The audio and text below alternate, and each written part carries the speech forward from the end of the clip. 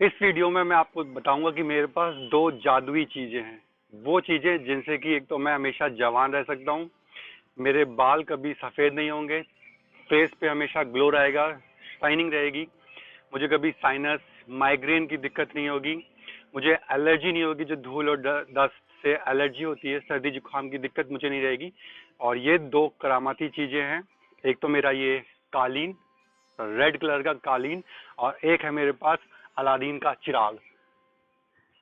ये मेरे पास अलादीन का चिराग है जिसको कि मैं रगड़ूंगा और ये सब चीजें मेरे साथ हो जाएंगी। क्या ऐसा हो सकता है? नहीं, मजाक कर रहा हूँ। ये एक जल नीति पॉट है और एक ये योगा मैट है जिसपे मैं योगा करता हूँ। आप योगा करेंगे हमेशा जवान रहेंगे, आपको कोई भी फिजिकल प्रॉब्लम नहीं होगी, मेंटली प्रॉब्लम भी नहीं होगी। जल नीति करेंगे तो आपको बहुत अधिक फायदा मिलेगा, जो कि मैंने आपको अभी बताया, जो कि मुझे इन दो जादुई चीजों से मिल सकती है। तो आज तीन चीजें हैं जो मैचिंग की हैं। रेड कारपेट, मेरा पॉट जल नीति पॉट, एक मेरी टी शर्ट, तीनों रेड। तो आज खतरा है। तो बात करते हैं जल नीति की। तो जल नीति जब करते हैं तो सबको मोस्टली मालूम ही है कि जल नीति बहुत फायदेमंद है, कैसे करनी चाहिए, क्या उसके लाभ हैं, क्या उसके हानि है। तो ये वीडियो में मैं उसके बारे में कुछ नहीं बताऊंगा, आपको सिर्फ जो नॉर्मल जो बेसिक डाउट्स होते हैं या जो क्वेरीज होती हैं उसको क्लियर करूंगा। तो सबसे पहली जो क्वेरी होती है वो ये होती है कि जल नीति पॉट कौन सा यूज किया जाए। तो नॉर्मली मार्केट में तीन तरह के जल नीति पॉट मिलते हैं। तो सबसे पहले जो बात करते हैं, ये तीन तरह के पॉट हैं, यही मार्केट में अवेलेबल हैं, मेटल, प्लास्टिक और सेरेमिक।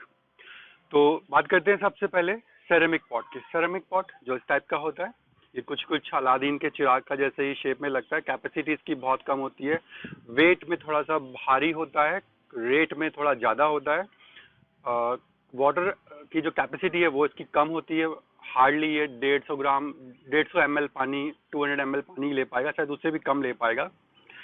फॉरनर्स इसको बहुत ज़्यादा यूज़ करते हैं, इंडियंस कम यूज़ करते हैं। दिखने में बहुत सुंदर लगता है, एक शो पीस आइटम ज़्यादा अच्छा है, हैंडल करने में बहुत अनकंफर्टेबल रहता है। इसको इसको आप कहीं पे अपने साथ कैरी नहीं कर सकते हैं क्योंकि टूटने का इसका डर रहता है।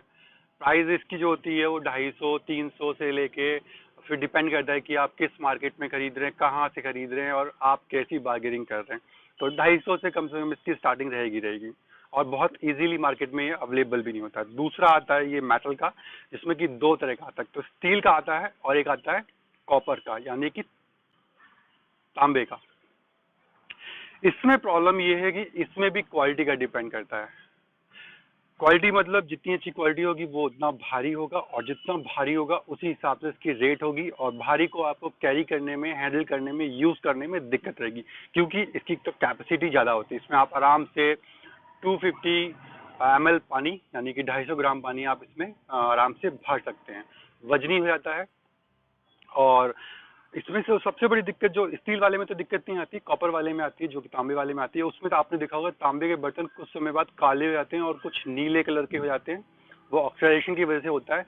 और जब जलनीति करते हैं तो हमें इस बात का बहुत ध्यान रखना पड़ता है कि आपका जो जलनीति पॉट है वो एकदम साफ हो, नहीं तो उसे दूसरी प्रॉब्लम होने की चांसेस होते हैं। तीसरा जो आता है, ये आता है प्लास्टिक का। बहुत ही बढ़िया है, बहुत ही अच्छा है, मैं इसी को यूज करता हूँ ज़्यादातर।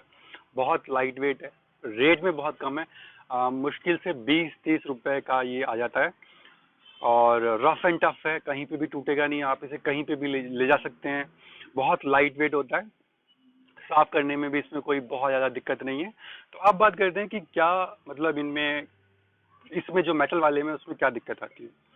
जलनीति पॉट जो होते हैं हमेशा साफ होने चाहिए अंदर से खास करके, क्योंकि इसमें हम पानी भरते हैं और वही पानी हमारे अंदर जाता है पूरा नेजल में अंदर की तरफ होके, और हमारे मुंह से बाहर निकलता है। तो जब भी आप जलनीति पॉट इस्तेमाल करते हैं तो पानी तो साफ रखें ही रखें, साथ में पॉट को अंदर से साफ करें।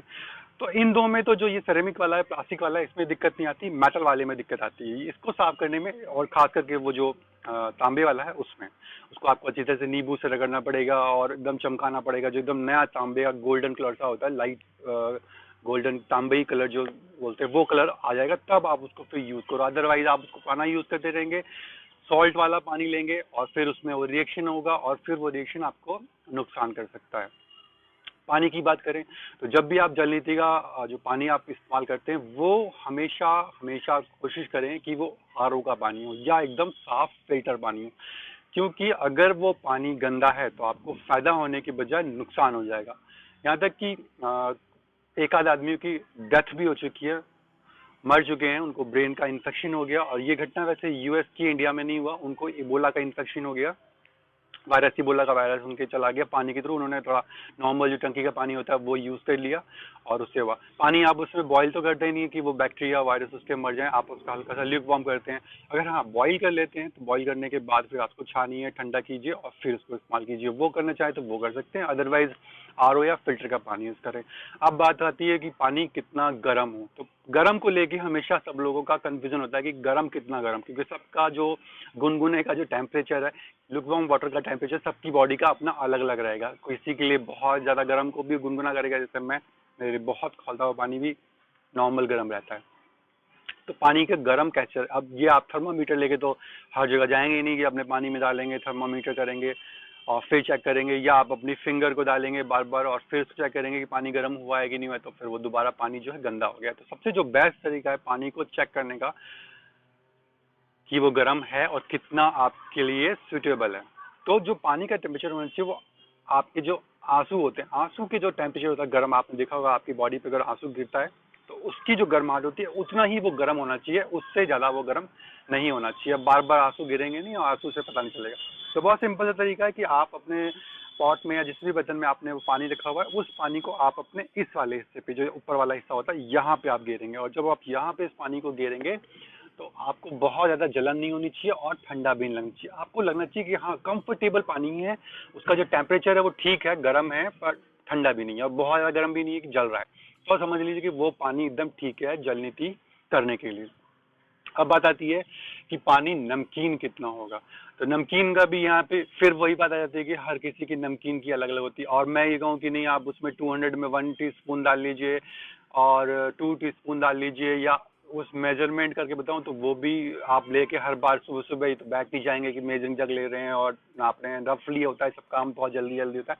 तो बहुत सिंपल सा उसका भी एक तरीका है, फंडा मैं आपको बताता हूँ कि जो आपके पसीने का टेस्ट होता है, यानी कि जितना आपका पसीना नमकीन होता है, पसीना कभी ना कभी मुंह में जाता है तो सबको मालूम होता है कि कितना नमकीन होता है, या फिर हमारे आंसू का जो नमकीन बना होता है उतना पानी उसका नमकीन होना चाहिए।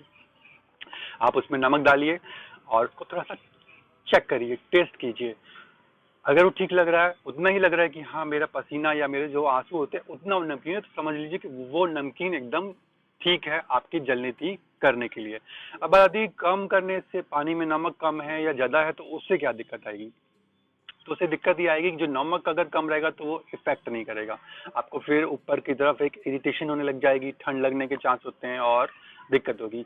ज्यादा होगा तो उसमें दिक्कत ये आएगी कि आपको खुश्की हो जाएगी अंदर की तरफ और आपको नाक में से ब्लीडिंग हो सकती है, खून निकल सकता है, तो फायदा होने की बजाय नुकसान हो जाएगा। तो नमक भी आपको बहुत ध्यान रखना है, पानी का टेम्परेचर भी बहुत ध्यान रखना है। टेम्परेचर में भी वही दिक्कत आती है कि अगर पानी ठंडा है तो आपको वो ब्लॉक कर देगा अंदर, बल्कि और ज्यादा जुकाम कर देगा और आपको एक अंदर इरिटेशन सी होगी। और अगर पानी बहुत ज्यादा गर्म है तो अंदर से खुजली हो जाएगी, खुश्की हो जाएगी और आंखें लाल हो सकती हैं और भी बहुत सारी उसमें तकलीफें और खून आने के चांसेस भी हो जाते हैं। और फिर होता ही है कि जब अनाड़ी आदमी प्रॉपर जानकारी ना होने के बाद मतलब पूरी जानकारी इसको नहीं है और फिर वो जल नीति करता है, तो उसे उसे फायदा नहीं होता, उसे कंफर्टेबल फील नहीं होता और फिर वो 2-3 दिन बात करने के बाद जल नीति करना छोड़ देता है। तो ये मेन जो बातें हैं ये हर जल नीति करने वाले को ध्यान में रखनी चाहिए कि पहली बात पॉट आती है कि वो आपके कंफर्टेबल के हिसाब से है। तो मेरा सजेशन ये है कि प्लास्टिक का सबसे बढ़िया होता है, मार्केट में मिल जाता है और इजीली मिलता है और बहुत महंगा नहीं है, तो चोरी होने का चांस नहीं है।